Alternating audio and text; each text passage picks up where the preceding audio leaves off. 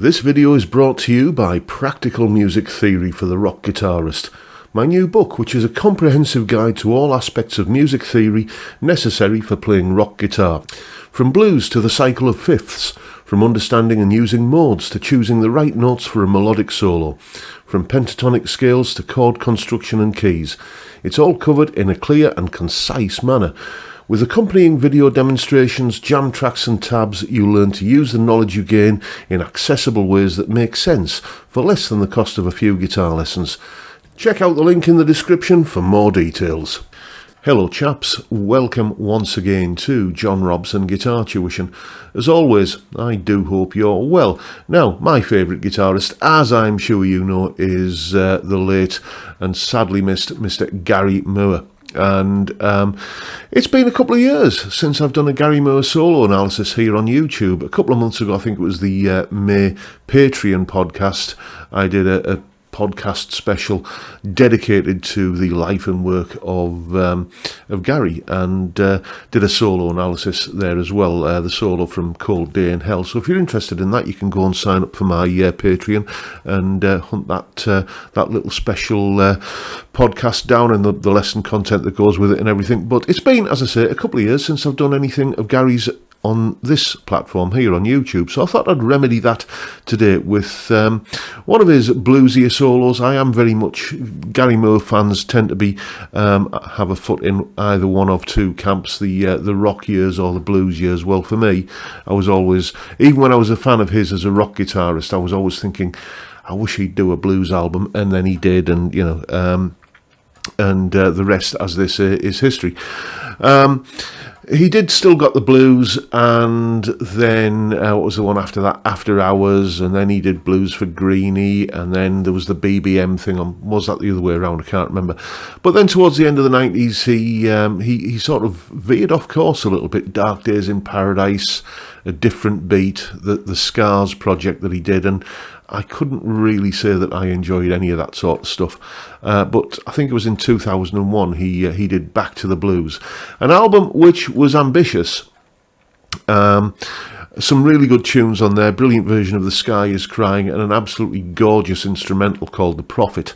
The good bits on that album are really absolutely stonkingly good, but it is a bit patchy, I'll leave it at that. But one of the great tracks on there, I think it's track number 2, is called You Upset Me Baby, and it starts with a fantastic intro solo that goes a bit like this.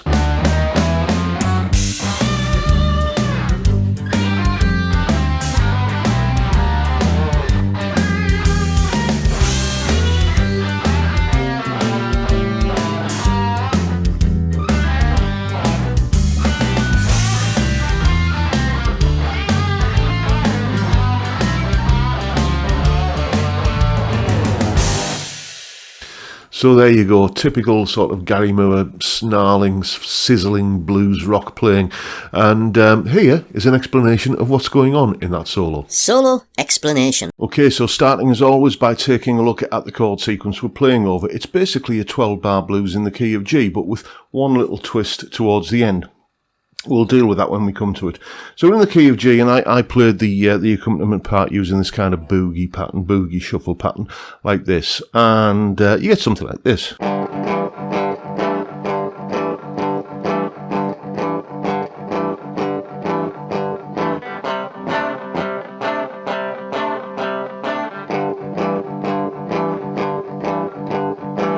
Now at that point there, you'd normally go to the 5 chord, but this is where we get that little twist I was talking about. It does a jazz change here. It does a 2 chord, A minor 7, going to a 5 chord, D, back to the 1 chord again. So, you know, kind of.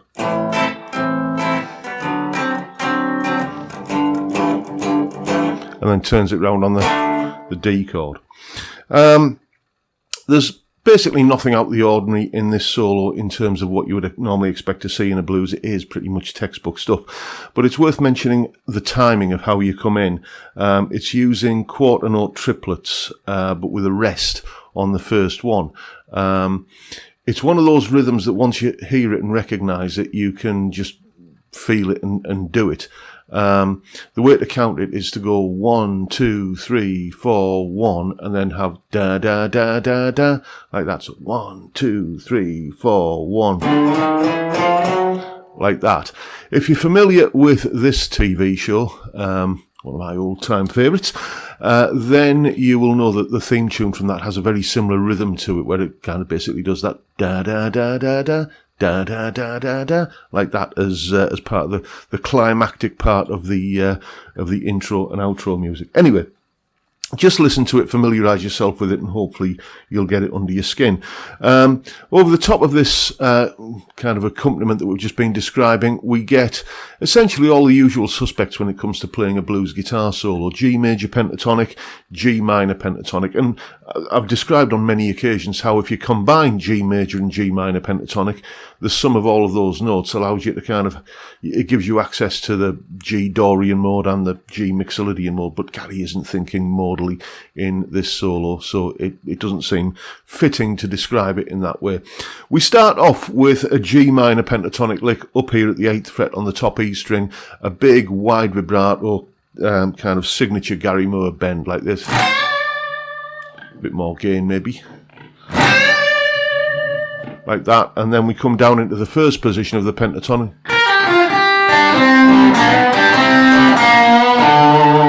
Like that. All just standard first position pentatonic stuff, with the exception of where he hammers onto this major third here. So you could say it's a mixture of, that's where he's adding in part of the major pentatonic, but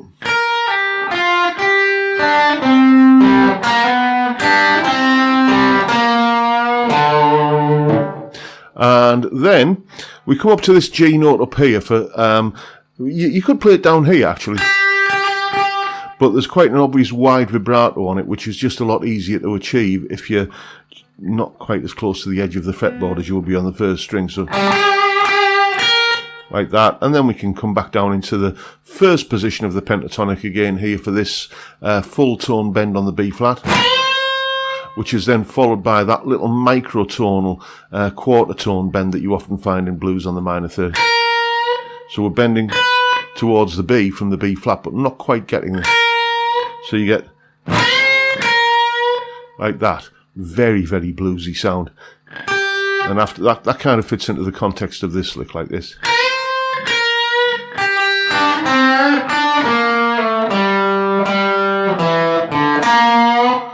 Okay, so let's break that down a little bit.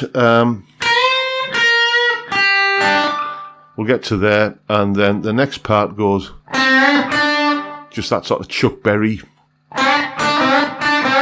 kind of bend sort of thing that you'll hear in many blues solos. Adding the 9th in there, which you could say is coming from the major pentatonic. And then adding the 6th in there, the E note, again, a note from the major pentatonic.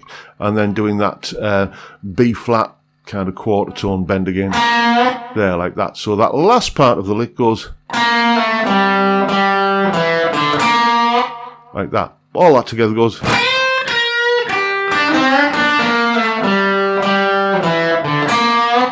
And then we just come down this little minor pentatonic triplet-y kind of thing. Like that. And then hit that that E note again, that 6th. The next bar is where we encounter that 2-5 sequence, that jazz chord thing, like that. And, over the top of that you could play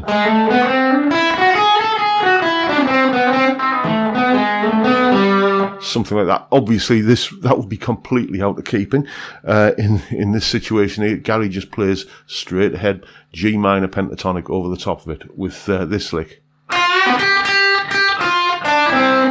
Just straight out of position 1. And then another big wide vibrato bend here.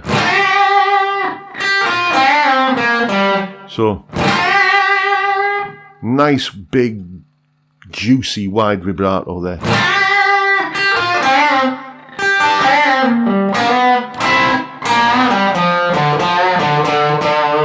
Then all the rest of it, as you can see there, is just pattern 1 pentatonic stuff. Once again with that inclusion of the major third from the major pentatonic. So that entire last lick, I'll play it slowly.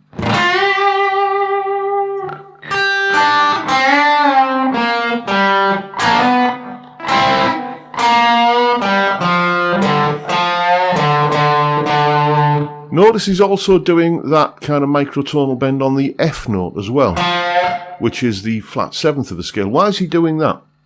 Well, because at that particular time we've got the D chord has arrived, and that F note is the minor third of the D chord. So it's exactly the same principle as we were seeing earlier, where we're taking the minor third of the G chord, bending it towards the major third. He's doing exactly the same thing with the minor third of the D chord. So there we go. That is what's going on in this solo. Textbook blues stuff, and if you need any help with the rhythm, just think Red Dwarf for that intro part, and you should be okay. So now you know what to do. Go away and have some fun with it. And as always, you'll find a full tab for the solo in both Guitar Pro and PDF formats, along with a clip of me playing it, that explanation you've just seen there, and a backing track to play along with yourself. All of that is up on my Patreon page. There's the address, link in the description. As I'm sure you know by now, $3 or £3 a month gets you access to all of these additional goodies that go along with these YouTube videos. And of course, a massive, massive thank you to everyone who supports me in that, or any of the other ways, all of which are also down below. As I said, I also do a monthly exclusive Patreon-only solo analysis and podcast, and a couple of months ago that whole thing was dedicated to Gary. So if you're interested, £3 a month, go and check it out. And that is the video for today, folks. Hope you've enjoyed what you've seen and found it useful and informative and hopefully entertaining in some small way. And if that's the case, please hit the subscribe button and the notification bell if you haven't already done so. And why not drop me a like as well while you're at it. Don't forget the live stream every Friday, 5 PM UK time. We drink beer and talk about music and guitars and many, many, many other things. It's a great way to kick off the weekend, and I'd love to see you there if you can make it. But for now, I'll bid you all a good day and say thank you so much for watching. Thank you for your time. Look after yourselves, folks. Stay well, stay safe, and above all, stay sane. Bye for now.